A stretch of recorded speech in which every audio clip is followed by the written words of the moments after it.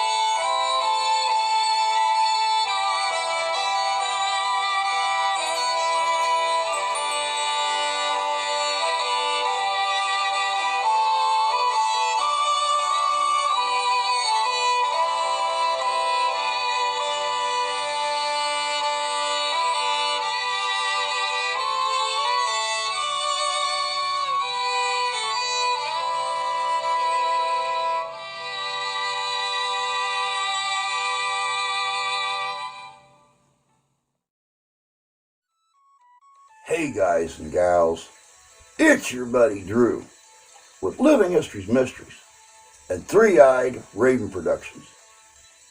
Welcome to another video in celebration of Irish American Heritage Month.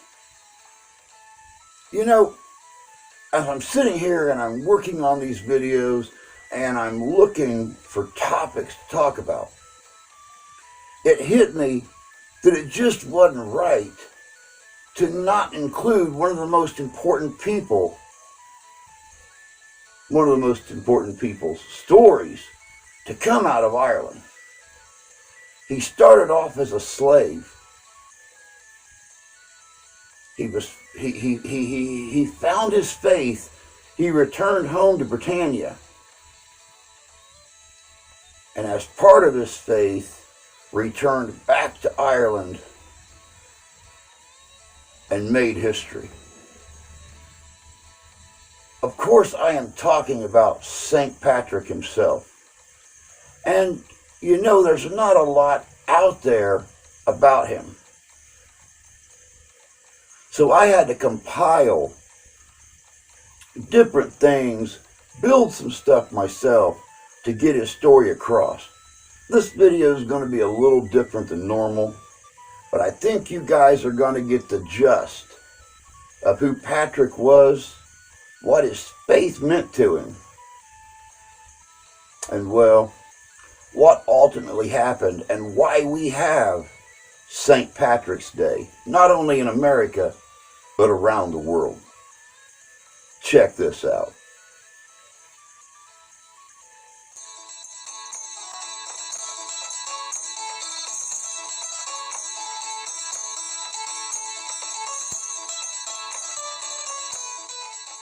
Happy St. Patrick's Day. On this day, green beer flows from taps, corned beef and cabbage fill kitchens, bad Irish accents abound, and parades line the streets from small town Ireland to big city Boston. It's one of the biggest party days of the year across the globe. This celebration of Irish pride has taken the world by storm. But But what exactly does the celebration of St. Patrick's Day have to do with St. Patrick? And why is Patrick the patron saint of Ireland? And what's the big deal about snakes? Make sure you're wearing something green, and let's dig into the history of St. Patrick, another dead Christian you should know about. St. Patrick is one of the most popular saints of the church, and, surprisingly, we actually know a fair amount about his life and work, since he recorded them himself in his autobiography titled Confessio. Born in Britain sometime in the 5th century, Patricius was the son of a deacon and the grandson of a priest. Even though he was raised in the church, Patricius actively avoided the beliefs of his family, going so far as to later describe himself as completely ignorant of the forgiveness offered him in Christ. At 14, Patricius was kidnapped from Britain by a gang of Irish pirates and forced into slavery. It turns out that those years of hard labor as a shepherd drove him from his irreligious beliefs and led him to pray to God for his deliverance from his captors. One day, about 6 years into this involuntary servitude, while shepherding his owner's fields, a voice called to Patricius, telling him that a ship was ready to take him home. Believing that this was the voice of God, he hightailed it more than 200 miles to the port where that ship was docked in order to finally escape. Once back safe and sound in his native Britain, Patricius would go on to study and become the priest we are familiar with today. But why exactly would Patricius, or St. Patrick, be celebrated in a land that he fled the first moment he was able? As mystifying as it may seem, Patricius actually chose to return to the country of his captivity, and that's where his story gets a bit legendary. While living in Britain during his education, Patrick tells of having another vision or dream much like the previous one. In the vision, a figure he names Victoricus gives him a letter with the title, The Voice of the Irish. The voices of the Irish peasantry echoed through the parchment as he read the letter, and Patrick could actually hear them begging him to return to Ireland. He vowed to do so upon the completion of his education, and after becoming a bishop in the Roman Catholic Church, Patricius fulfilled his promise and returned to Ireland, where he spent the rest of his life. Throughout his 40-year ministry, it is said that Patrick traveled the countryside, preaching and teaching, converting and baptizing upwards of 100,000 Irish. Legends tell of Patricius baptizing 1,000 individuals in a single day. His legacy remains evident throughout Ireland. Patricius had his hand in the construction of over 40 churches, and an entire country was rescued from the darkness of paganism by the gospel. All of these things are certainly amazing in and of themselves, but Patricius is remembered in popular culture for one legend in particular. A walk through your nearest wooded area will lead you to encounter many an interesting critter, but the one many of us are most squeamish about is the snake, the long, slithering reptile that is the focus of many a nightmare and phobia. But if you were born and raised in Ireland, the reptilian foe of people across the world would be completely foreign to you. Even today, legend has it that this is the work of St. Patrick himself. While on a 40-day fast at the top of the hill, the story goes that Patrick was repeatedly harassed by snakes. Frustrated with this distraction, Patrick took his staff and drove all of the snakes out of Ireland and into the sea. There is, of course, absolutely no historical evidence that this is true whatsoever. What the evidence points to, instead, is that there might not have been snakes in Ireland for quite some time prior to Patrick's ministry anyway. Nevertheless, this miraculous action of St. Patrick is portrayed in stained glass and church murals throughout Ireland. The legend certainly abounds. St. Patrick died in the late 5th century in the location of his first church in Saul. St. Patrick is said to be buried in Down Cathedral in Downpatrick, where a recent gravestone marks his presumed grave. As he was such an early figure in the Catholic Church, St. Patrick was never canonized officially, but instead is generally recognized as a saint because of his holiness, his influence in the church, and the miracles that are attributed to him. That doesn't exactly explain the whole shamrock thing, though, does it? The Irish culture is filled with many symbols. The Irish harp, the claddagh ring, and the Celtic cross all make us think of that country's history. but perhaps none is more famous and far-reaching than the shamrock. This green plant is found throughout the world and has come to symbolize not only good luck, but also the Irish tradition and heritage. While traveling the Irish countryside, St. Patrick would use this familiar and sacred shamrock as a teaching tool as he went through the villages converting the Irish pagans. What exactly did St. Patrick use this shamrock to demonstrate? The Holy Trinity, of course. One leaf each for the Father, Son, and Holy Spirit. 3 in 1, 1 in 3.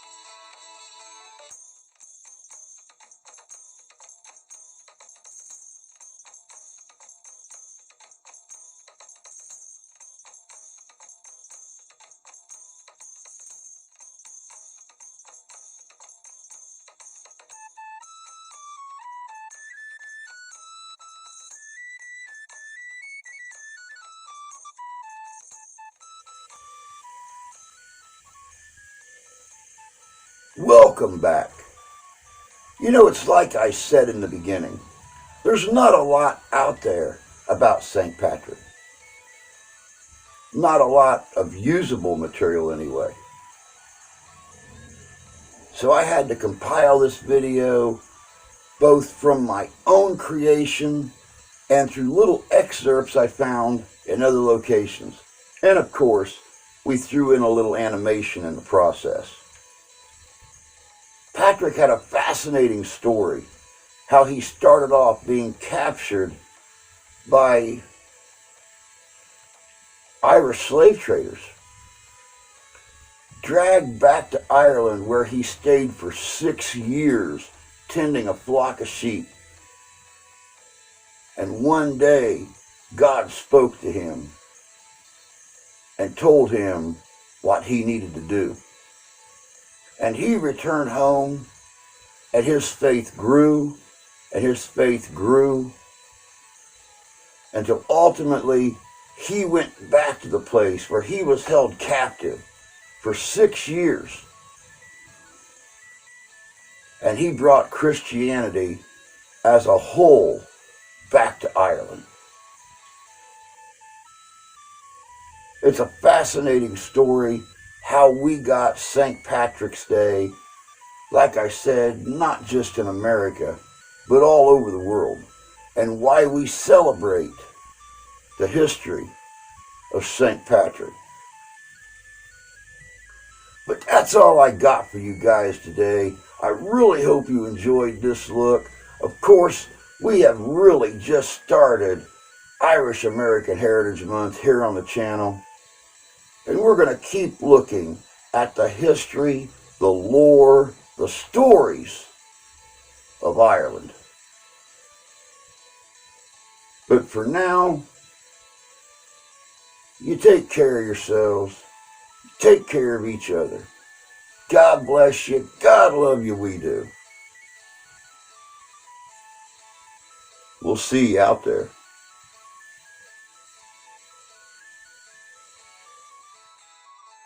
Hey guys and gals, it's your buddy Drew with Living History's Mysteries and Three-Eyed Raven Productions.